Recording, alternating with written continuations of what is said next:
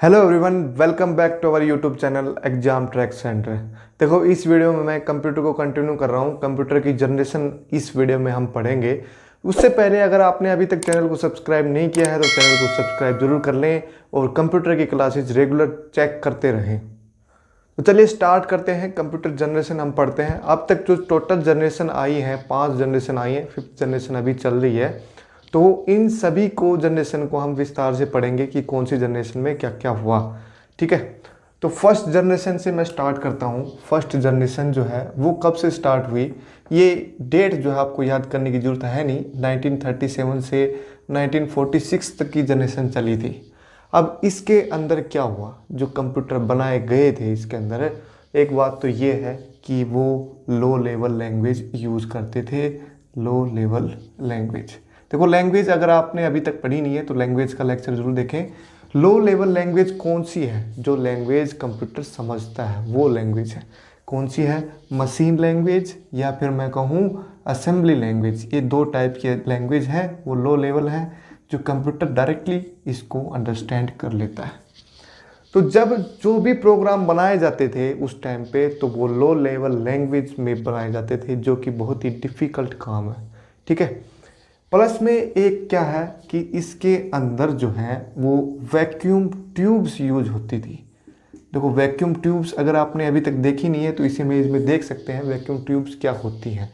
Vacuum बनाती है tube और उसमें इलेक्ट्रॉन जो है मूव करते हैं। ठीक है, तो ये जो ट्यूब्स है वो बहुत बड़ी बड़ी ट्यूब्स थी उस टाइम पे। अब तो बहुत छोटी ट्यूब आने लग गई है, ये तो बहुत छोटी वाली ही इमेज है ये, लेकिन पहले जो है ये काफ़ी बड़ी बड़ी थी। तो इस कंप्यूटर का जो साइज़ था, जो फर्स्ट जनरेशन की साइज़ था, वो बहुत ही बड़ा साइज़ था। तो मैं कहूँगा कि लार्ज साइज। अब लार्ज साइज होने की वजह से क्या है कि वैक्यूम ट्यूब जो बड़ी बड़ी थी उसकी होने की वजह से क्या था कि इसको जो है सप्लाई की ज़्यादा ज़रूरत पड़ती थी। सप्लाई मोस्ट मतलब इसको जो है बिजली की ज़रूरत, इलेक्ट्रिसिटी की ज़रूरत ज़्यादा पड़ती थी। ठीक है, एक चीज़ और है, जो वैक्यूम ट्यूब इसमें काफ़ी बड़ी थी तो क्या हो रहा था, इसके अंदर जो है हीटिंग हो रही थी। काफ़ी देर तक अगर इसको यूज कर लेते थे हम तो इसमें हीटिंग हो जाती थी, इतनी ज़्यादा हीटिंग हो जाती थी कि एसी की ज़रूरत पड़ती थी हमें। एसी की ज़रूरत पड़ती थी, एसी नीडी। ठीक है, ये सब इसके इफ़ेक्ट्स थे, साइड इफ़ेक्ट्स भी कहेंगे। या फिर इसमें ये चीज़ तो इम्पोर्टेंट है, वैक्यूम ट्यूब्स यूज होती थी फर्स्ट जनरेशन के कंप्यूटर के अंदर। अब मैं इसका एक एग्जांपल दूं, फर्स्ट जनरेशन का कंप्यूटर कौन सा था, तो वो है ENIAC। इसकी फुल फॉर्म है electronic numerical integrator and computer. ये इसकी फुल फॉर्म थी। इनायक इसको हम बोलते हैं। 1946 के अंदर ये कंप्यूटर बना था, फर्स्ट जनरेशन का एक कंप्यूटर जो कि काफ़ी यूजफुल हुआ था उस टाइम पे।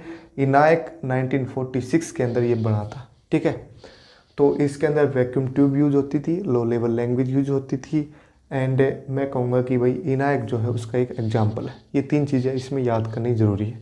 ठीक है, ये सब तो इसके इफ़ेक्ट्स हैं, मतलब इसका यूज जो है क्यों नहीं हुआ ज़्यादा, तो ये सब उसके साइड इफ़ेक्ट्स हैं। ठीक है, नेक्स्ट सेकंड जनरेशन जो स्टार्ट हुई 1946 से 1962 तक, या फिर मैं कहूँ 1947 से 1962 तक, तो उसमें क्या हुआ। देखो ये डेट याद करने की ज़रूरत है नहीं, क्योंकि इसमें कहीं पे कुछ लिखा है कहीं पे कुछ लिखा है, ये डेट्स मैच नहीं करेंगे आपकी।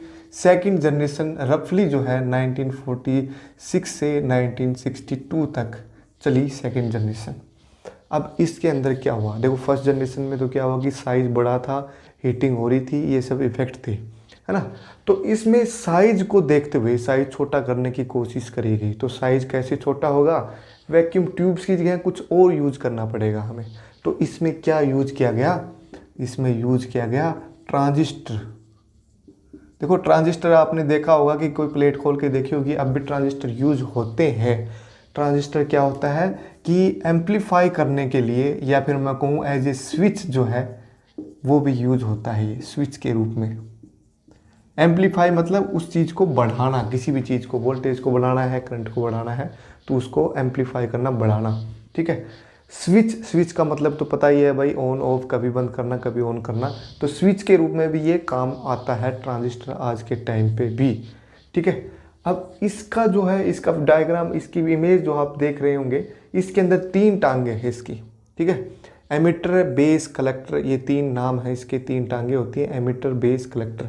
एमिटर का काम है एमिट करना, बेस का काम है उसको इंटरफेस देना एक कलेक्टर तक जाने के लिए, कलेक्टर का काम है कलेक्ट करना। किसको कलेक्ट करेगा? इलेक्ट्रॉन्स को या फिर होल्स को, करंट को कलेक्ट करेगा, ये कह सकते हैं हम, ठीक है। तो ये 3 टांगे हैं इसके अंदर, तीनों टांगे अलग अलग सेमीकंडक्टर से बनी हुई है। सेमीकंडक्टर आपने कहीं देखा नहीं है तो आजकल तो क्या है, एलईडी बल्ब आ रहे हैं, उसके अंदर 2 सेमीकंडक्टर यूज होते हैं। ये मैं कह सकता हूँ डायोड यूज होता है, डायोड, इसका नाम ही देखो एलईडी, लाइट एमिटिंग डायोड। तो ऐसा डायोड जो लाइट एमिट करता हो। तो आपको बस ये याद रखना है सेकंड जनरेशन में क्या यूज हुआ, ट्रांजिस्टर यूज हुआ। देखो इसका साइज कितना छोटा सा है, तो ऑब्वियसली बात है भाई, इनके कंप्यूटर का साइज जो है फर्स्ट जनरेशन के साइज से काफ़ी छोटा हो गया होगा, ठीक है। अब इसके भी कुछ इफ़ेक्ट्स थे। क्या इफ़ेक्ट थे? इसके अंदर जो है हाई लेवल लैंग्वेज यूज की गई, हाई लेवल। अब high level language for example मैं कहूँ फोर्ट्रान, जो फर्स्ट लैंग्वेज थी जो काफ़ी यूजफुल थी, जो आज तक यूज होती है, वो कोबोल। अब जिसने ये लैंग्वेज नहीं पढ़ी है तो आप एक बार लैंग्वेज वाले वीडियो पे जाके उसको देख लें, एक बार लैंग्वेज को पढ़ लें, फोर्ट्रान का वाई, कोबोल का वाई, इन सब के यूज कहाँ कहाँ हैं। ये दोनों ही हाई लेवल लैंग्वेज है। तो ये सेकंड जनरेशन में यूज़ होनी स्टार्ट हो गई थी, सेकंड जनरेशन के कंप्यूटर्स के अंदर ये यूज़ होनी स्टार्ट हो गई थी, ठीक है।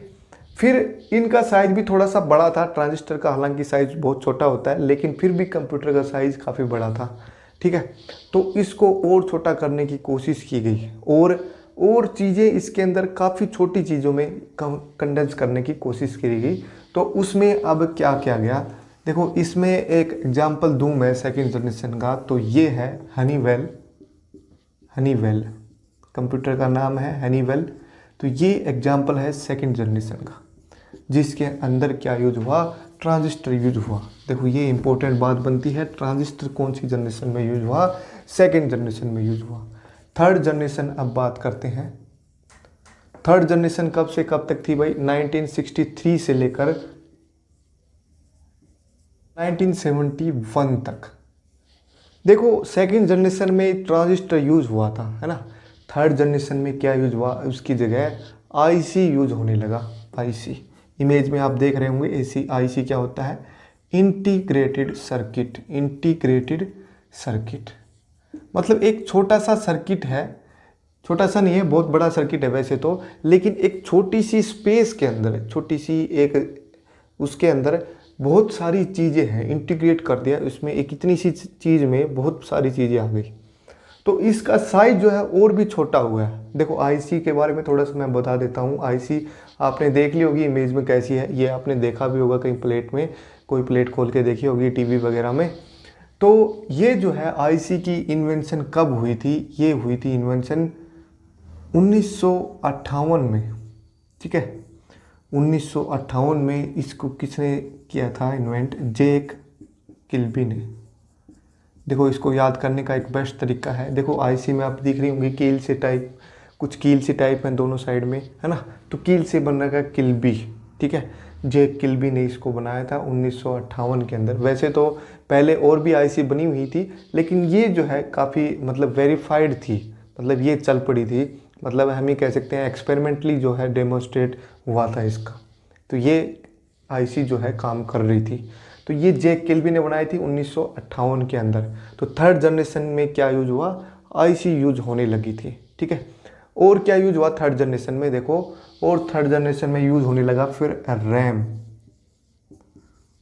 रैम का यूज हुआ, RAM random access memory. Memory का आपने वीडियो नहीं देखा है तो वीडियो ज़रूर देख लें पहले।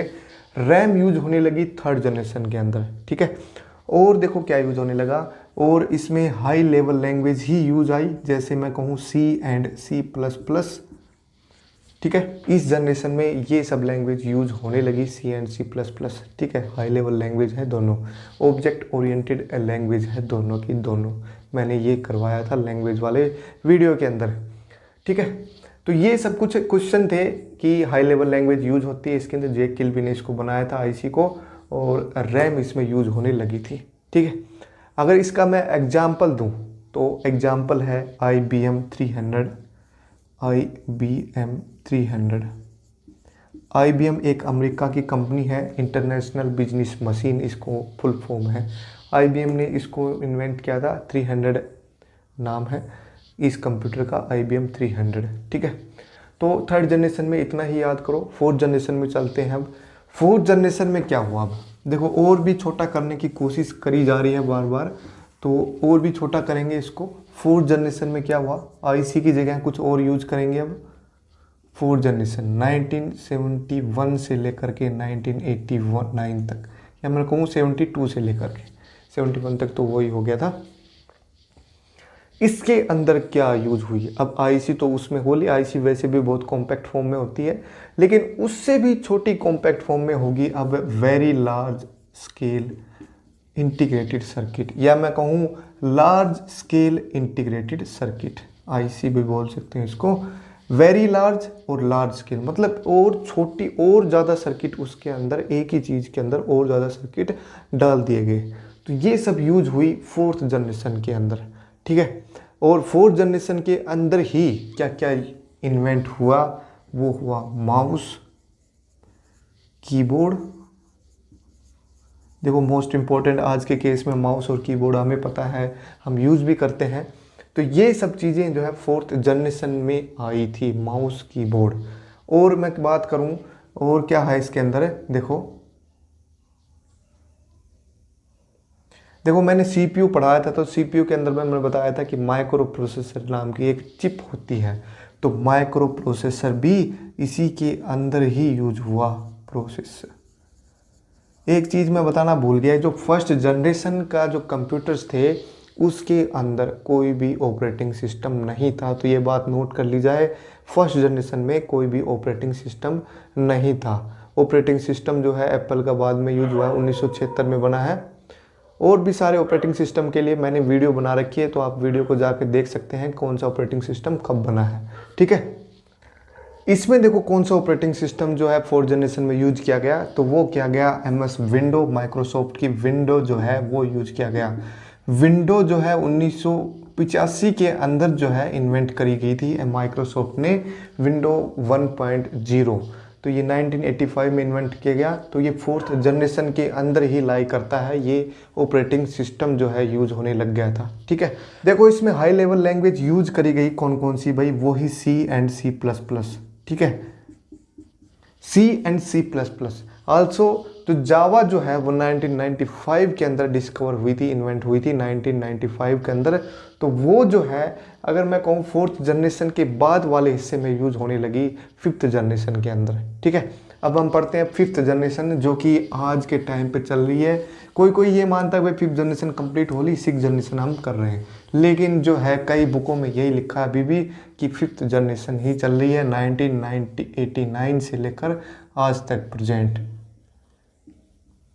इसके अंदर क्या हो रहा है, अब देखो फिफ्थ जनरेशन में कौन से कंप्यूटर आए। अब देखो फिफ्थ जनरेशन के अंदर, फिफ्थ जनरेशन में एक तो क्या हुआ, आईसी को जो है और छोटा करने की कोशिश करी गई। तो मैं कहूँगा ultra large scale integrated circuit, ultra large scale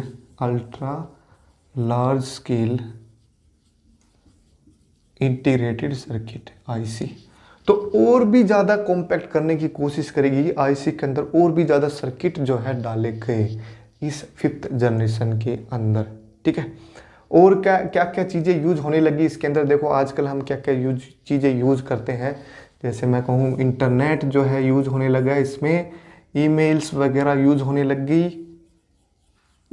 और CD DVD ये सब चीज़ें भी यूज हो रही है इसके अंदर फिफ्थ जनरेशन के अंदर आज के टाइम पे। Compact disc and digital versatile device ये भी यूज हो रही है।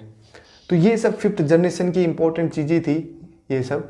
5th जनरेशन के अंदर बहुत सारे सुपर कंप्यूटर भी जो है इन्वेंट करे गए हैं, सुपर कंप्यूटर। इसकी भी वीडियो बनाई जाएगी कि एक मैकेनिज्म और एक साइज़ के अकॉर्डिंग हम कंप्यूटर्स को डिवाइड करेंगे कि साइज़ के अकॉर्डिंग कौन कौन से कंप्यूटर हैं फ़िलहाल। तो सुपर कंप्यूटर जो है वो उनका साइज़ जो है बहुत बड़ा है, तो हम ये भी पढ़ेंगे पहला सुपर कंप्यूटर कौन सा था और पहला और दूसरे साइज़ के कंप्यूटर कौन कौन से थे। तो वो इम्पोर्टेंट बनते हैं, नाम इम्पोर्टेंट बनते हैं सभी के। तो ये थे हमारी कंप्यूटर की जनरेशन, अब तक की 5th जनरेशन तक हमने पढ़ा है, अभी तक 5वीं जनरेशन ही चल रही है। इंटरनेट, ईमेल वगैरह हम यूज कर रहे हैं। इन फ्यूचर हो सकता है कुछ नई चीज़ इन्वेंट कर दी जाए तो वो 6th जनरेशन होगी। ठीक है, वीडियो अच्छा लगा हो तो लाइक शेयर सब्सक्राइब जरूर कर देना।